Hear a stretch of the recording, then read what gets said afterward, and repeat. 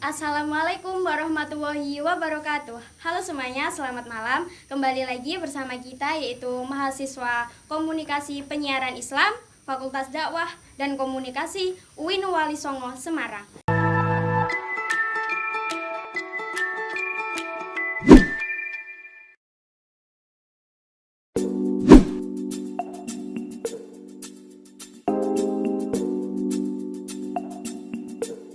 Nah, pada kesempatan kali ini kita akan ngobrol santuy nih mengenai dunia perpolitikan dengan saya yaitu Rohmatul Fitriah, Saya Galudwi Prastiwi. Dan saya Muhammad Syairul Alim. Dan saya Muhammad Sefaulia. Dan saya Andre Alansyah. yaitu bersama salah satu tokoh politik muda yaitu Mas Juan Rama. Nah, langsung saja ya Mas. Ya. Oke, kedatangan kami di sini ini sebagai pemenuhan tugas, yaitu tugas komunikasi politik, tepatnya tugas Ya. UAS. Ya. Langsung aja. Ya. Duh, mulai. Ya baik, terima kasih Mbak Rohmatul Fitriah telah memberikan saya kesempatan untuk Memandu memandu kepada Mas Juan. Mas Juan adalah orang yang luar biasa. Pertanyaan pertama adalah Mas Juan, saya ingin menanyakan sesuatu tentang berbau politik. Ya, bagaimana strategi komunikasi Mas Juan sampai bisa masuk ke dalam partai PKB saat ini? Ya, terima kasih teman-teman dari mahasiswa UIN Fakultas Dakwah ya. Iya. Dakwah, program studi komunikasi Dan dan penyiaran Islam. Ya, terima kasih udah malam-malam sudah menunggu saya. Akhirnya kita bisa bertemu. Alhamdulillah, terima kasih sekali teman-teman semua. Jadi yang pertama mungkin saya kenalan dulu nih. Ya. Mungkin dari teman-teman semua belum ada yang kenal, dan teman-teman nanti yang nonton ini biar kenal juga. Katanya kalau nggak kenal nggak sayang katanya gitu. Iya. Udah Ya. saya nggak jadian. Nggak jadi anda dulu. Perih rasanya. Ya, perkenalkan nama saya Juan Rama. Saya dari fraksi Partai Kebangkitan Bangsa. Alhamdulillah saya menjadi anggota DPRD di periode 2019 dan 2024 sampai 2024 di DPRD Kota Semarang. Sekarang saya ditugaskan oleh partai di Komisi B yang membidangi perekonomian dan pendapatan Kota Semarang. Nah, pertanyaan dari Mas Sahrul tadi terkait cara komunikasi saya, Mas Sahrul ya. Ya, yang pertama perlu saya ceritakan prinsipnya komunikasi yang saya bangun, khususnya di dalam saya berhubungan atau berkomunikasi dengan masyarakat. Itu ya sebenarnya komunikasi yang biasa-biasa saja yang kita bangun, tapi saya lebih cenderung komunikasi itu sebisa mungkin komunikasi dari hati ke hati. Kita membangun hubungan emosional. Karena dari situ, dari hubungan emosional itu kalau terus nanti kita hubungkan dengan pemilihan legislatif, itu akan lebih efektif menurut saya. Dan alhamdulillah sudah saya buktikan juga di 2019 saya menggunakan komunikasi dari hati ke hati, membangun hubungan emosional. Akhirnya yang tadinya nggak kenal, akhirnya kenal, akhirnya mungkin sedikit banyaknya tahu soal kepribadian kita. Nah, dari situlah masyarakat itu yakin dan mau untuk memilih saya. Jadi terus akhirnya saya bisa masuk di PKB, ya pastinya sebelum saya mencalonkan diri di legislatif, saya masuk dulu, mendaftar dulu di PKB Kota Semarang. Seperti itu sih Mas Arul. Baik, terima kasih Mas Juan Rama telah menjawab dari pertanyaan saya. Mungkin selanjutnya Mbak Rita. Oke, untuk pertanyaan yang kedua ya Mas. Apakah Mas Juan ini menonjolkan fraksi PKB saat kampanye, dan apakah untuk periode selanjutnya ingin menyalurkan kembali dengan strategi yang sama atau dengan perubahan? Ya, kalau bicara menonjolkan yang mana, sebenarnya kita harus menonjolkan keduanya. Artinya kita harus mengenalkan pribadi kita, nama kita, dan kita dengan sejalan kita harus mengenalkan juga partai kita. Karena namanya pemilihan legislatif itu kan kita nggak mungkin kita tidak lewat partai, karena memang mekanisme pemilu di Indonesia memang harus seperti itu. Nah, makanya kita harus sejalan kita mengenalkan partai yang mengenalkan diri kita. Nah, untuk strategi ke depan, tapi ini disiarin ya, maksudnya ditayangin nanti ya, tapi nggak apa-apa lah ya. kayak membocorkan dapur kita kan, tapi nggak apa-apa, semoga, saya sih nggak masalah karena apa yang saya lakukan sebenarnya sama sih ya dilakukan oleh mungkin calon-calon yang lain, yang artinya strategi yang paling penting seperti tadi yang saya sampaikan di awal, Mbak, membangun komunikasi itu membangun hubungan emosional dulu itu, karena jangan sampai nih kita harus bisa memberikan contoh kepada generasi kita berikutnya. Jangan sampai politik atau mungkin demokrasi di Indonesia ini berdasarkan dengan uang gitu. Nah, apa sambungannya dengan tadi membangun hubungan emosional? Dengan kita membangun hubungan emosional, akhirnya masyarakat tahu, kenal baik sama kita menganggap saudara, masyarakat menganggap kita saudara. Akhirnya untuk memilih kita itu tidak perlu menggunakan money politik. Itu yang perlu kita ajarkan kepada generasi kita selanjutnya. Jangan sampai masyarakat kita ini selalu dibodohi dengan hal-hal seperti itu. Nah, ini tugas teman-teman semua, khususnya di komunikasi ini penting sekali. Apalagi kita nggak tahu nanti teman-teman apakah akan masuk di politik atau enggak, kita nggak tahu. Saya pun sendiri juga jujur aja nggak tahu akhirnya bisa sampai ke sekarang ini, nggak tahu gitu. Nggak ibaratnya nggak ada rencana dari awal-awal. Cita-citamu apa gitu? Cita-cita saya paling pilot, polisi, tentara kan gitu kan ya. Nah, nggak ada mungkin kalau anak sekarang mungkin lah ya, tapi kalau anak zaman dulu tuh cita-citamu jadi apa? Politisi, kayaknya nggak mungkin, ya kan? Nggak mungkin. Nah, artinya teman-teman mungkin insya Allah dari pengalaman yang saya share ini, teman-teman bisa punya gambaran, bisa punya bekal untuk nanti ke depan apakah nanti teman-teman akan masuk dunia politik atau tidak. Ini bisa menjadi bekal, karena soal komunikasi dengan membangun hubungan emosional ini saya rasa juga tidak cuman diperlukan di politik saja, tapi di pekerjaan itu juga penting. Contoh semuanya PNS saja, kita bilang PNS tahu saya itu untuk bisa naik jabatan itu normatifnya itu kan masa jabatan, di akhirnya bisa naik eselonnya, terus saya naik jabatan eselon. Nah, tapi kalau kita tidak bisa membangun hubungan emosional dengan pemimpin kita, mungkin kita akan dikesampingkan, karena mungkin yang setara kemampuan kita yang setara dengan orang, banyak banget orang lain, ya kan. Nah, kita harus bisa menunjukkan kelebihan kita, ya salah satunya soal membangun komunikasi dengan hubungan emosional itu, seperti itu. Baik Mas, makasih. Oke. Selanjutnya saya mau tanya Mas, kan sejauh ini kinerja Mas Johan dalam DPRD apakah pernah ada kayak tuntutan dari masyarakat gitu? Terus jika ada itu bagaimana DPRD dalam meresponnya? Ya, kalau tuntutan pasti tuntutan itu banyak dari masyarakat, karena prinsipnya tugas seorang anggota dewan itu kan melayan masyarakat kan gitu. Nah, kita memang harus menjadi seorang dewan. Ini juga bekal untuk kalian semua nanti, suatu saat ada yang minat menjadi dewan, mencalonkan, insya Allah bisa jadi. Yang perlu kita tanamkan itu prinsip dasar dewan itu wakil rakyat berarti pelayan masyarakat, seperti itu. Nah, kalau tuntutan pasti banyak sekali, seperti itu, banyak sekali tuntutan dari masyarakat, karena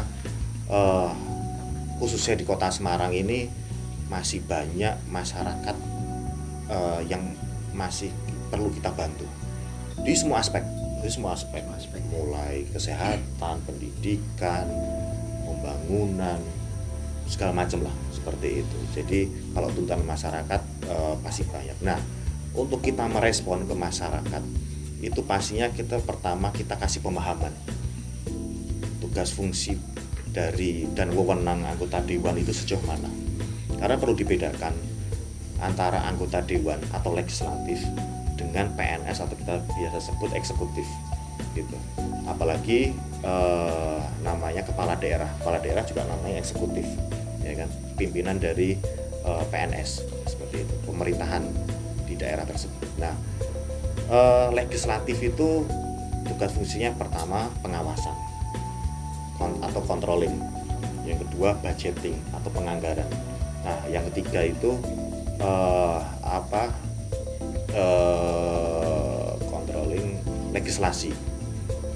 Nah, legislasi salah satunya ya dalam rangka kita membuat perda seperti itu, peraturan daerah seperti itu. Nah, dari kita memberikan pemahaman 3 fungsi ini, artinya seorang anggota dewan itu tidak mempunyai kebijakan atau tidak punya kebijakan, tidak bisa menentukan kebijakan. Yang bisa menentukan kebijakan itu ya wali kota, seperti itu. Nah, akhirnya dalam kita merespon masyarakat dengan berbagai tuntutan itu, DPRD atau seorang anggota dewan ini menjembatani ke pemerintah atau ke eksekutif melalui dinas-dinasnya. Semuanya ada masalah soal kesehatan, nah kita hubungkan dengan dinas kesehatan atau dengan rumah sakit umum daerah seperti itu. Pendidikan, sekolah-sekolah ya kita hubungkan dengan dinas pendidikan, semacam itu. Memang kita ya tetap harus merespon apa yang menjadi tuntutan masyarakat. Nah, tinggal sebagai fungsi pengawasan, setelah kita jembatani, kita adukan ke eksekutif atau ke pemerintah, kita kawal, kita awasi gitu. Kita awasi apakah benar-benar berjalan nih gitu. Seperti itu. Masih Mas. Lanjut. Baik Mas, pertanyaan yang keempat yaitu bagaimana pola komunikasi yang Mas Johan bangun kepada masyarakat untuk meningkatkan citra? Pola komunikasi untuk meningkatkan citra ya.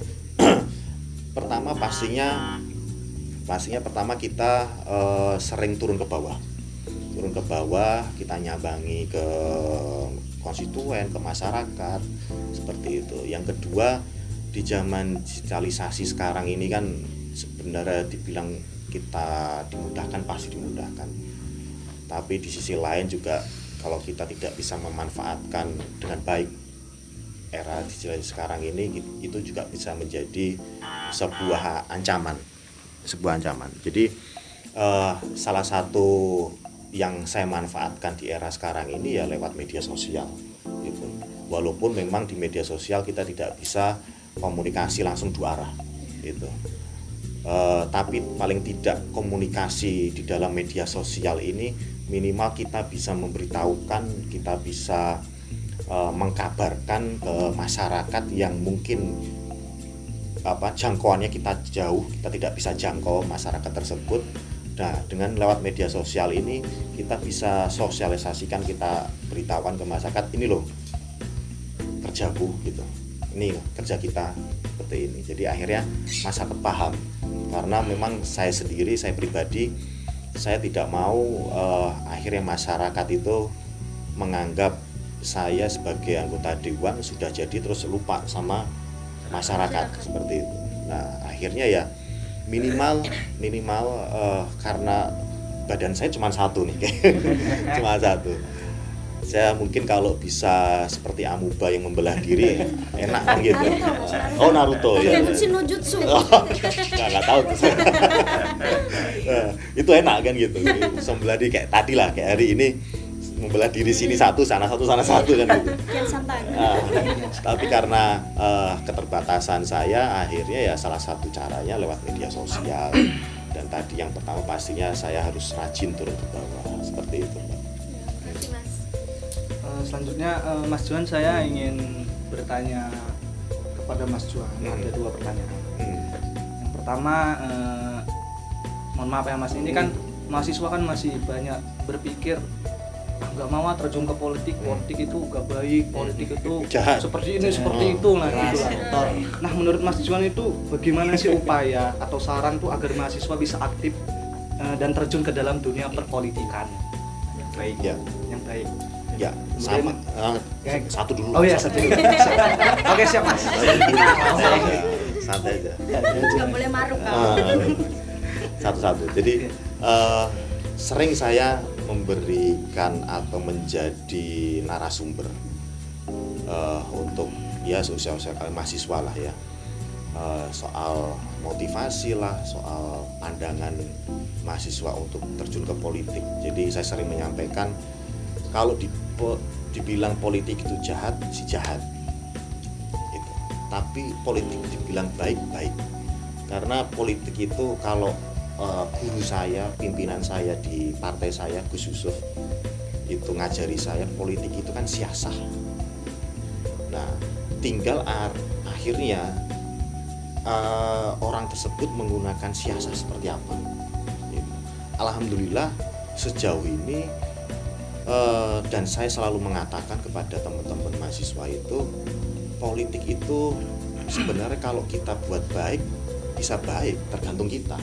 Dan alhamdulillah selama niatan kita masuk di dalam politik, karena politik itu menurut saya ujung-ujungnya ya untuk mengabdi ke masyarakat gitu. Karena politik itu akhirnya tujuan politik itu berpolitik itu ya berkuasa. Nah, tinggal kekuasaan itu digunakan untuk seperti apa.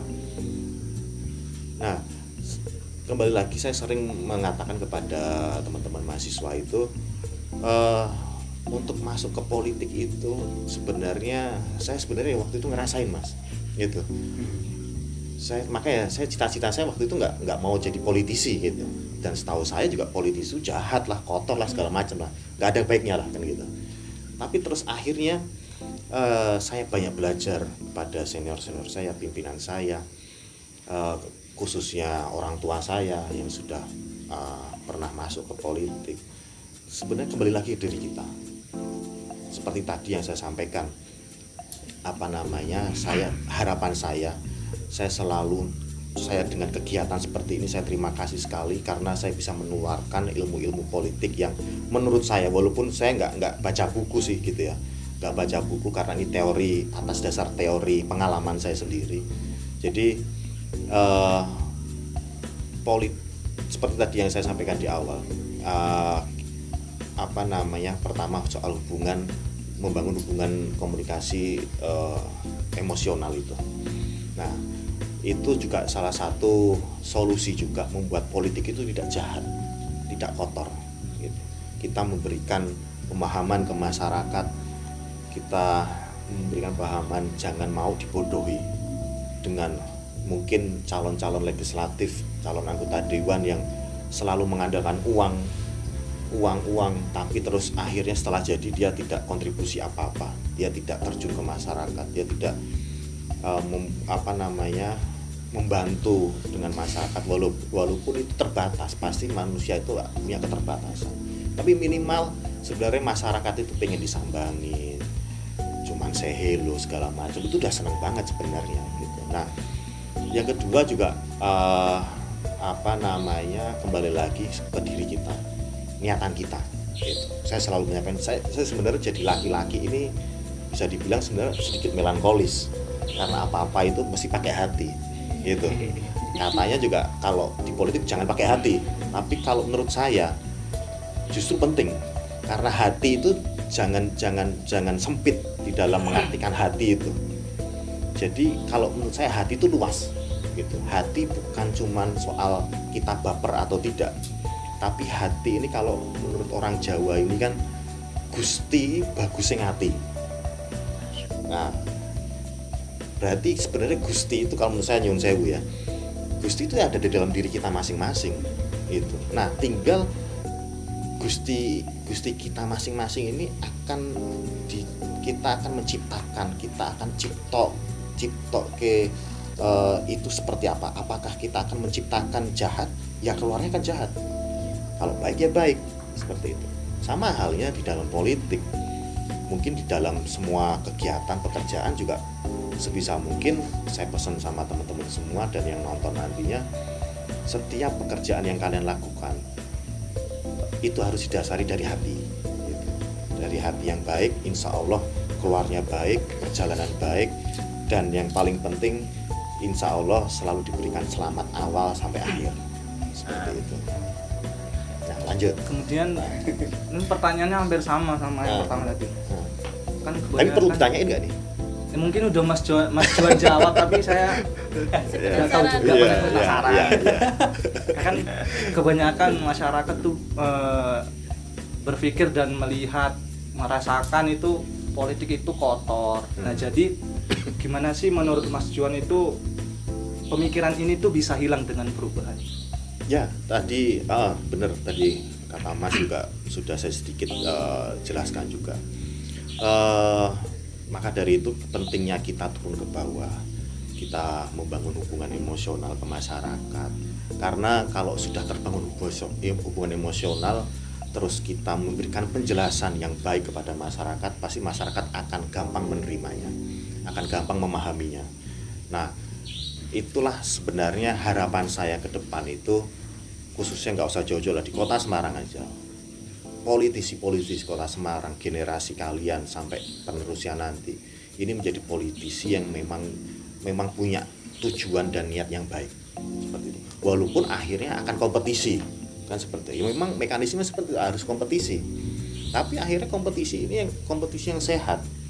Salah satu cara yang sehat itu ya tanpa menjatuhkan lawannya, seperti itu. Kita ibaratnya bertanding itu ya bertanding soal prestasi kita, apa yang bisa kita lakukan untuk masyarakat, seperti itu. Walaupun semuanya dulu saya awal-awal belum jadi anggota dewan, kalau sekarang jadi anggota dewan mungkin saya akan mempunyai privilege yang lebih daripada calon yang belum menjadi anggota dewan. Salah satunya saya mempunyai aspirasi gitu. Saya punya aspirasi, akhirnya saya bisa menawarkan ke masyarakat apa yang bisa saya bantu untuk masyarakat di dalam hal pembangunan semacam ini. Terus insya Allah itu nanti di tanggal 13 saya komunikasi dengan Dinas Koperasi dan UKM itu, saya diberikan kesempatan untuk memilih lokasi di mana itu akan diberikan semacam pelatihan. Nah, seperti itu privilege-nya. Nah, akhirnya yang waktu itu kembali lagi soal sewaktu saya belum jadi, meyakinkan masyarakat tadi ya, masyarakat ya kita walaupun saya tidak, jujur saja saya tidak pernah janji gitu, karena waktu itu saya nggak yakin ceritanya, nggak yakin kalau jadi kan gitu. Jadi saya nggak mau janji-janji, ternyata nggak jadi kan gitu. Dan masyarakat sekarang itu sudah cerdas, sudah pinter. Masyarakat sekarang tidak mau sekedar janji. Nah, untuk mensiasati janji-janji itulah yang salah satunya fungsi juga kita membangun hubungan emosional dengan masyarakat itu. Jadi kita memberikan pemahaman ke masyarakat. Sekarang contoh, dulu saya sebelum menjadi anggota dewan, saya wira swasta. Saya kegiatan justru tidak di wilayah sini, tidak di dapil saya, di luar dapil lah, bilang aja gampang seperti itu. Dan waktu itu saya ibaratnya paling bantu orang cuma 1-2 lah, gitu. Nggak sampai lebih dari 10 itu jari itu nggak lebih. Tapi sekarang alhamdulillah dengan saya menjadi anggota dewan ini, mungkin jari ini bisa kurang, nggak cukup. Nah, seperti itu. Nah, artinya kita menjadi seorang politisi atau anggota dewan, terjun ke politik, ini ya gunanya seperti itu. Yang mungkin teman-teman sekarang cuma bisa bantu di lingkaran keluarga saja, mungkin seperti itu. Tapi karena kita terus terjun ke politik, apalagi bisa menjadi seorang anggota dewan, akhirnya banyak sekali yang bisa kita bantu, kita bisa bermanfaat. Jadi tujuan hidup ini untuk apa sih kan gitu? Gitu. Kalau kita nggak bantu mau ngapain kan gitu? Sebenarnya kalau untuk saya sendiri tujuan hidup saya seperti itu. Jadi ngapain kita hidup terus kita justru banyak merugikan masyarakat atau orang lain. Harusnya apalagi untuk generasi sekarang itu harus bisa gimana caranya Indonesia ini nanti insya Allah di 2045 menjadi Indonesia emas gitu. Apalagi teman-teman tahu sekarang ini Indonesia sudah memasuki tahap bonus demografi. Tahu ya bonus demografi ya. Nah, artinya usia-usia teman-teman ini sekitar 63%, 70% ini dominan gitu. Nah, ini sebenarnya waktu teman-teman semua dan milenial, Gen Z juga ini untuk bangkit, terus jangan terlena dengan saya bilang rayuan-rayuan bangsa barat yang menawarkan segala macam keindahannya, artinya enakannya gitu. Tapi jangan terlena di situ. Kita justru harus bisa memanfaatkan kemajuan zaman sekarang ini. Seperti itu, Mas. Terima kasih Mas atas jawabannya. Ya, kembalikan pada moderator Mbak Rohmatul. Baik pemirsa, mungkin cukup sekian yang bisa dipaparkan oleh Mas Juan ya Mas, Ya. seputar dunia perpolitikan. Nah, jika ada salah kata atau kekurangan dari kami, mohon dimaafkan. Wabillahi taufiq wal hidayah. Wassalamualaikum warahmatullahi wabarakatuh. Waalaikumsalam warahmatullahi wabarakatuh. Terima kasih Mas Juan.